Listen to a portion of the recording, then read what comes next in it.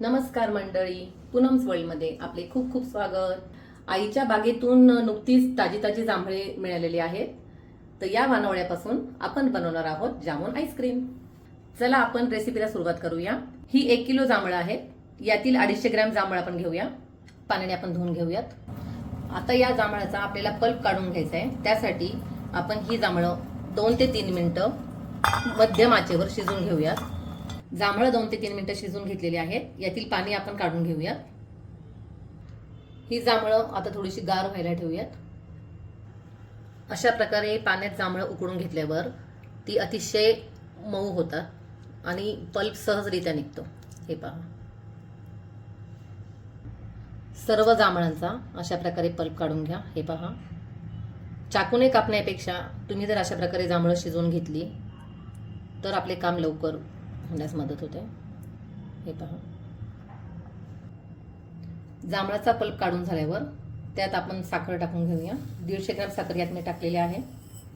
साखर आणि जांभळाचा पल्प आता आपण 2 ते 3 मिनिटं केवळ परतून घेऊयात, जेणेकरून साखर व्यवस्थित विरघळली जाईल. या मिश्रणात साधारण 2 ते 3 चमचे पाणी टाकून घेऊया. मिश्रण व्यवस्थित एकजीव करून घ्या. हे पहा, आपला पल्प एकदम व्यवस्थित शिजलेला आहे आणि रंग तर खूपच छान आलेला आहे. आता हा पल्प आपण मिक्सरला बारीक करून घेऊया. यात आपण 2 ते 3 चमचे पाणी टाकून घेऊया.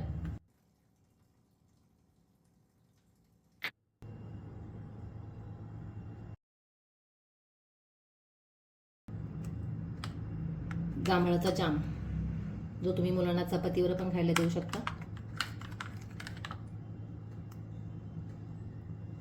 इथे मी 150 ग्रॅम फ्रेश क्रीम घेतलेली आहे अमूलची.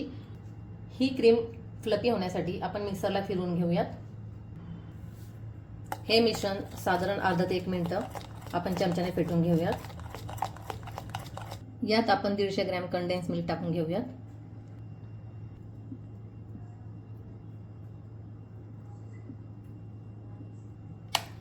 हे मिश्रण थोडा वेळ फेटून घ्या. आता या मिश्रणात जांभळाचा पल्प टाकून घेऊयात.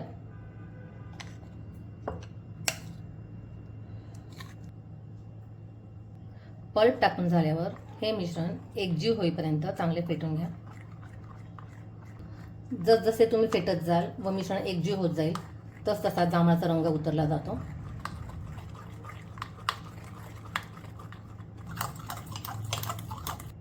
आपलं मिश्रण पूर्णपणे एकजीव झालेले आहे. ते आपण एका कंटेनरमध्ये टाकून घेऊया.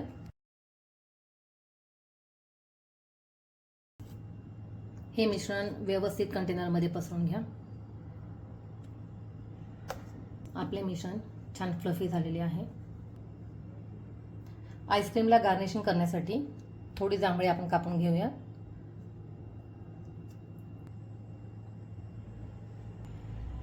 आता जांभळाचे कापलेले पीसेस आपण आईस्क्रीमवर ठेवून घेऊयात.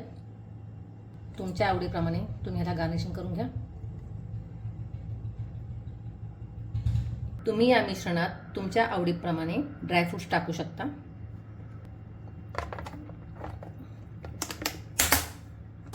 आता हे मिश्रण साधारणपणे 7 ते 8 तास आपण फ्रीजरमध्ये ठेवून देऊयात. 8 ते 10 तास हे मिश्रण मी रेफ्रिजरेटरमध्ये सेट व्हायला ठेवले होते. आपली आईस्क्रीम तयार आहे. हे पहा,